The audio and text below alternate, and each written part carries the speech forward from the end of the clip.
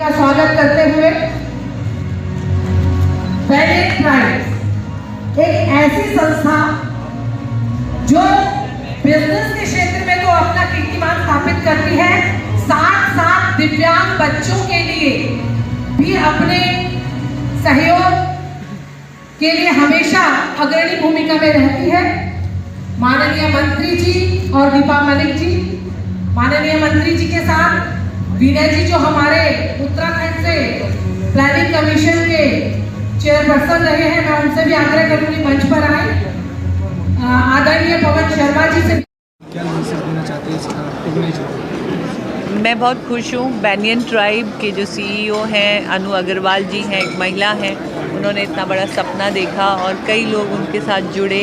अखिल घई जी हैं, ब्लैंकी जो outdoor branding company है, और नीना जैन जैसी महिला हैं। उन लोगों के सपनों की तारीफ़ है यहाँ पर, जिन्होंने बहुत मेहनत करके एक साधारण व्यक्ति होते हुए कुछ ऐसा जज्बा अपने सपनों में भरा कि वो पूरे देश की प्रेरणा बन गए।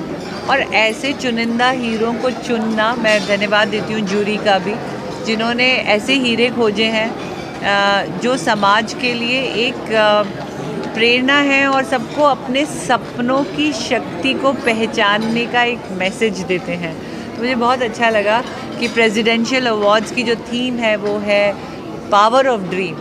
जब तक हम सपने चुनकर उनमें मेहनत के रंग नहीं भरेंगे और अपने देश के नव निर्माण में नहीं जोड़ेंगे, तो ऐसा कुछ ये अवार्ड कह रहा है।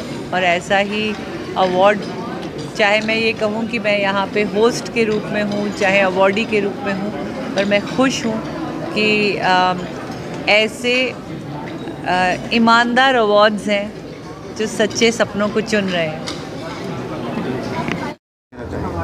ये बैनियन ट्राइब्स द्वारा जो ऑर्गेनाइज किया गया प्रेसिडेंशियल अवार्ड्स अद्भुत था और अकल्पनीय था। 95 साल की हमारी अम्मा भगवानी देवी जी, सभी जानते हैं, गिनीज बुक में उनका नाम आया है। वो इतने अवार्ड लाती हैं, इस उम्र में भी दौड़ती हैं। ये हमारे लिए एक बहुत बड़ा उदाहरण है, देश के लिए, लोगों के लिए प्रेरणा की स्रोत हैं कि कभी हिम्मत नहीं हारनी चाहिए। उम्र कहीं भी आड़े नहीं आती।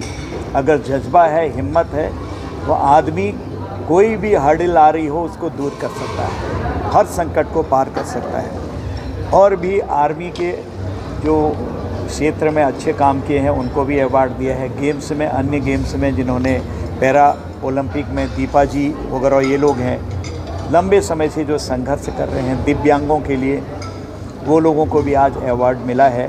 तो वास्तव में ये एक अनुकरणीय फंक्शन था। मुझे रियल में बहुत अच्छा लगा और अधिकतम लोगों को, अधिकतम युवाओं को और हमारे भाइयों को, बहनों को देखना चाहिए कि जज्बा और हिम्मत जब होता है, जैसे पिक्चर में दिखाते हैं, वो साक्षात यहाँ पर जज्बा मैंने अपनी अम्मा में आज यहाँ देखा।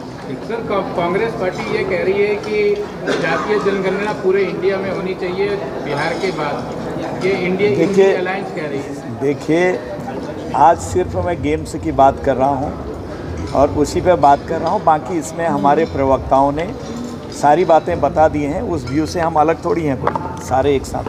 Thank you sir.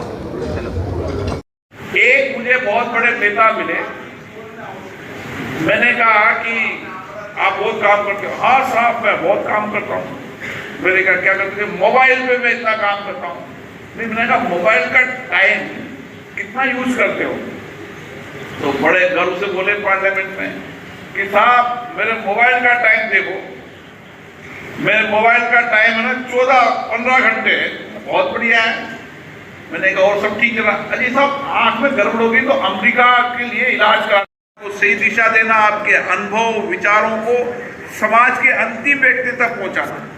हमारे पास टेक्नोलॉजी का उपयोग हो, लेकिन Granted Refractive Society of India conference that we are holding.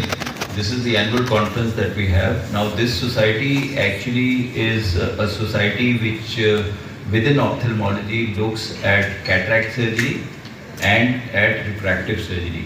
Cataract surgery is obviously something that India does the maximum number of cataract surgeries in the world. We are doing close to about 75 million cataract surgery, 75 lakh cataract surgeries a year, and these are actually more than the sum total N2 maybe of China, Europe and US put together. The greatest things about cataract surgery are that we are doing it at very high skill levels and with all technologies that are available anywhere in the world. The price barriers have been broken by Bharat or made in India, as one can say. Indian companies are making good intraocular lenses and good machines, etc. The second part of this society deals with the laser vision correction, that is for removal of glasses. And as you just now saw that India is making rapid strides in laser vision correction, and as you saw with the unveiling of the new technology of Silk, we are proud to say that then at a center in Bangalore that all the trials were done for FDA approval, and now this machine has been made available in the global arena. So this is the latest technology which gives you blade-free, flap-free laser vision correction. Blind. इसमें से 55% मोतियाबिंद की वजह से लोग अंधे हैं. मतलब अगर मेरे आंख में कैंसर हो, कुछ प्रॉब्लम हो, तो आई कैन अंडरस्टैंड. बट 55% मतलब nearly 1 crore blind are there only मोतियाबिंद की वजह से. तो प्रॉब्लम क्या है? ये बैकलॉग ज्यादा है. तो इसका इलाज करने के लिए हमारा main aim with this conferences are, जो डॉक्टर महिपाल सचदेव CFS के हेड है, and what we are doing is to educate every eye doctor and through you people to educate the public also. एक small example होता हूँ. जब मोतियाबिंद निकालते हैं अंदर एक लेंस बैठाना पड़ता है. आप लोग ये कैमरा है ना, तो अगर आपका लेंस काम नहीं करेगा तो आपको दिखेगा नहीं. That lens you cannot see through it if there is no lens.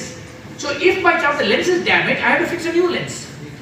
So what is happened is, suppose किसी ने पंच कर दी मेरे आंख में, बॉम्ब ब्लास्ट हो गया, कुछ प्रॉब्लम हो गया जिसमें लेंस हिल रहा है, इसमें से हम लेंस बैठा नहीं सकते. तो मैं डॉक्टर महिपाल सचदेव हूं और मैं intraocular implant and refractive society of India का चेयरमैन साइंटिफिक कमेटी हूं. साथ ही मैं चेयरमैन और medical director centre for site group of eye hospital से. आज का खास प्रोग्राम जो है intraocular implant and refractive society of India की एनुअल कॉन्फ्रेंस है, जिसमें कि लगभग 1000 डेलीगेट्स आए हैं from all over India and outside India. और इसमें हम जो है कैटरैक्ट सर्जरी यानी कि सफ़ेद मोतिया की सर्जरी की जो विधि है उसमें जो एडवांसमेंट्स हैं, लेटेस्ट टेक्निक्स हैं, और दूसरा जो लेज़र विजन करेक्शन होता है, जो चश्मा उतारने की विधि है, उसके अंदर हम जो भी एडवांसमेंट्स हैं उसके बारे में हम डिस्कशन कर रहे हैं. और इसमें आदान प्रदान होता है और पेशेंट एजुकेशन के बारे में, और कैसे नई नई टेक्निक्स और कॉम्प्लिकेशंस अगर हों या बेटर रिजल्ट्स लेने के लिए क्या क्या टेक्निक्स अडॉप्ट की जा सकती हैं. आँखों की बीमारियां आजकल जो है मायोपिया के बहुत इंसिडेंस बढ़ रहा है, और ये कोविड के बाद ज़्यादा देखा गया है, जिसमें कि आप ये देखिए कि आज से 25 साल पहले मायोपिया का इंसिडेंस बच्चों में जो था वो 5-6% होता था. आज की तारीख में इंडिया में वो 22-25% बढ़ के चला गया है, क्योंकि बच्चे जो हैं वो बाहर नहीं जाते हैं, सनलाइट वगैरह में नहीं होते हैं, और साथ में हर वक्त अपने टीवी मोबाइल वगैरह पे लगे रहते हैं. उससे आँख की मांसपेशियों पे असर पड़ता है, आँख की आईबॉल की साइज़ बढ़ता है, और मायोपिया यानी कि माइनस का नंबर जो है वो बच्चों को लग जाता है. और सेक्रेटरी जनरल हूँ इंडियन इंट्राओकुलर इम्प्लांट सोसाइटी की, and chairman of Agarwal group of eye hospitals. अभी हमने यहाँ पर एक बड़ा कॉन्फ्रेंस रखा है विद डॉक्टर महिपाल सचदेव, जिसमें हम मोतियाबिंद और लेज़र तरकीबें के बारे में डिस्कशन कर रहे हैं. मेन एम ये है कि हम इस नई तरकीबों को सबको सिखा सकते हैं, ताकि बेसिकली हमारे कंट्री में 1.5 करोड़ ब्लाइंड हैं, जिसमें 55% मोतियाबिंद की वजह से है, और इनका इलाज हो सकता है. हमारे honourable Lok Sabha speaker Om Birla sir ने इनॉग्रेट किया है इसी कॉन्फ्रेंस को. और लेज़र विजन से किसी का नंबर हो -10 का भी हो, उसको ज़ीरो कर सकते हैं थ्रू दिस लेज़र टेक्नोलॉजी.